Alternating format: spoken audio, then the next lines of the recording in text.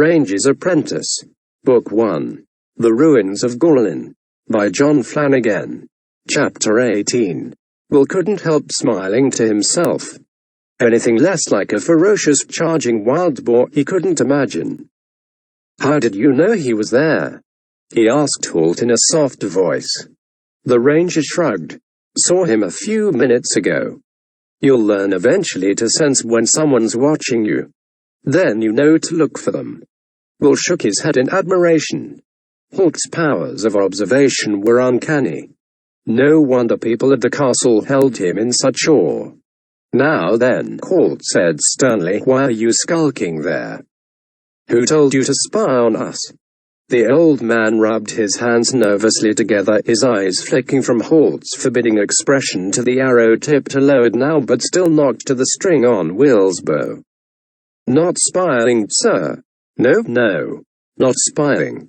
I heard you coming and thought you was that monster porker coming back." Halt's eyebrows drew together. "You thought I was a wild boar?" he asked again. The farmer shook his head.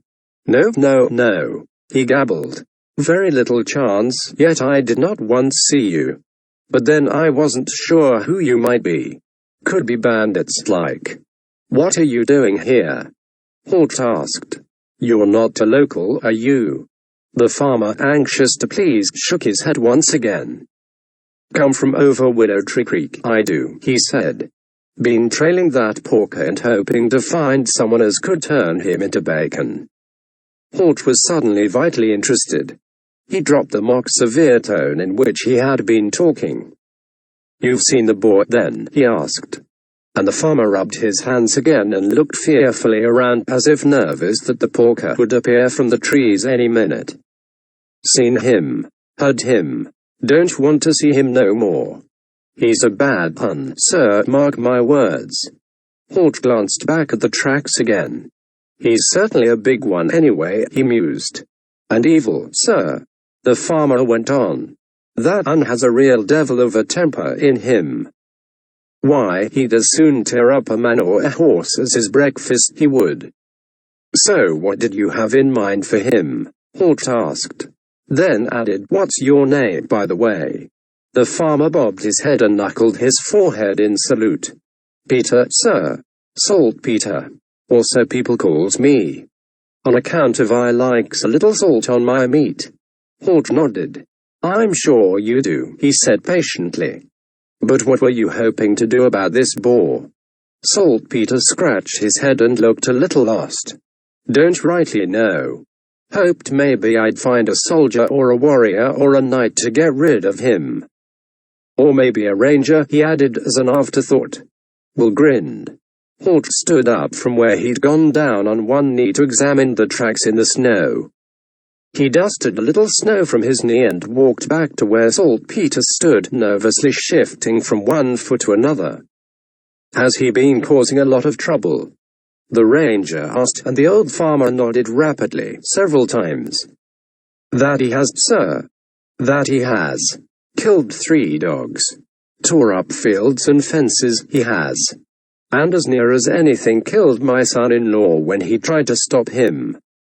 Like I said, sir, he's a bad un." Halt rubbed his chin thoughtfully. He said. "Well, there's no question that we'd better do something about it." He looked up at the sun, sitting low to the horizon in the western sky. Then he turned to Will. "How much daylight would you say is left, Will?" Will studied the position of the sun. These days Halt never missed an opportunity to teach him or question him or test his knowledge and developing skills. He knew it was best to consider carefully before making an answer. Halt preferred accurate replies, not fast ones. "A little over an hour, what do you think?" Will said. He saw Halt's eyebrows draw together in a frown and remembered that the ranger also disliked being answered with a question. "Are you asking me or telling me?" Halt said. Will shook his head, annoyed at himself. "A little over an hour," he replied more confidently, and this time the ranger nodded agreement. "Correct." He turned to the old farmer again. "Very well, Saltpeter, I want you to take a message to Baron Harold. "Are you sure, Baron Harold?" the farmer asked nervously. Holt frowned again. "See what you've done," he said to Will. "You've got him answering questions with questions now." "Sorry," Will mumbled, grinning in spite of himself. Holt shook his head and continued speaking to Saltpeter. "That's right, Baron Harold. You'll find his castle a couple of kilometers along this track." Saltpeter peered under one hand, looking along the track as if he could see the castle already. "A castle, you say?" he said in a wondering voice. "I've never seen a castle." Holt sighed impatiently. Keeping this old chatterbox's mind on the subject was beginning to make him short-tempered. "That's right, a castle. Now go to the guard at the gate." "Is it a big castle?" asked the old fellow. "It's a huge castle," Holt roared at him. Saltpeter bounded back in fright.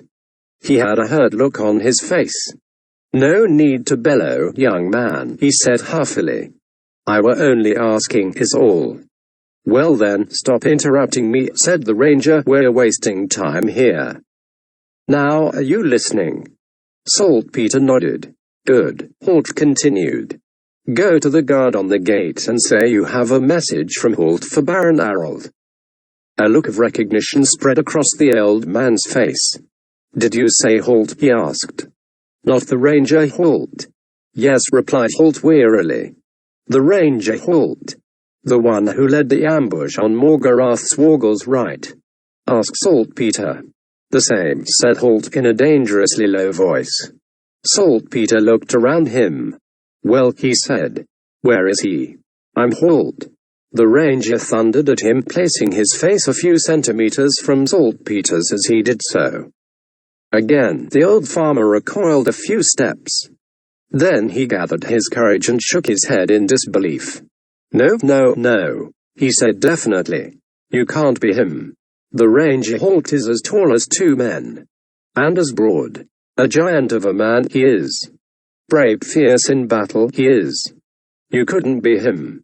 Holt turned away, trying to regain his temper. Will couldn't help the smile breaking out on his face again. "I am Holt," said the ranger, spacing his words out so that Saltpeter couldn't make any mistake. "I was taller when I was young, and a lot broader. But now I'm this size." He thrust his glittering eyes close to the farmer's and glared at him. "Do you understand?" "Well, if you say so," said Saltpeter. He still didn't believe the ranger, but there was a very dangerous gleam in Holt's eyes that warned him it would not be wise to disagree any further. "Good," said Holt icily. "Now tell the Baron that Holt and Will—" Saltpeter opened his mouth to ask another question. Holt clamped his hand over the old man's mouth immediately and pointed to where Will stood beside Tug. "That's Will there," Saltpeter nodded, his eyes wide over the hand that was clamped firmly over his mouth, stopping any further questions or interruptions. The ranger continued. "Tell him Holt and Will are tracking a wild boar. When we find its lair, we'll return to the castle. In the meantime, the Baron should gather his men for a hunt tomorrow morning." He slowly took his hand down from the farmer's mouth. "Have you got all that?" the ranger asked. Saltpeter nodded carefully. "Then repeat it back to me," Holt prompted Saltpeter. The farmer then repeated Holt's message. "Go to the castle, tell the gate guard I have a message from you. Holt. For the Baron. Tell the Baron that you, Holt, and him, Will, are tracking a wild boar to find its lair. Tell him to have his men ready for a hunt tomorrow." "Good," said Holt. He gestured to Will and the two of them swung back into their saddles. Saltpeter stood uncertainly on the track looking up at them. "Off you go," said Holt, pointing in the direction of the castle. The old farmer went a few paces, then, when he judged he was at a safe distance, he turned around and called back at the grim-faced ranger. "I don't believe you, you know. Nobody grows shorter and thinner."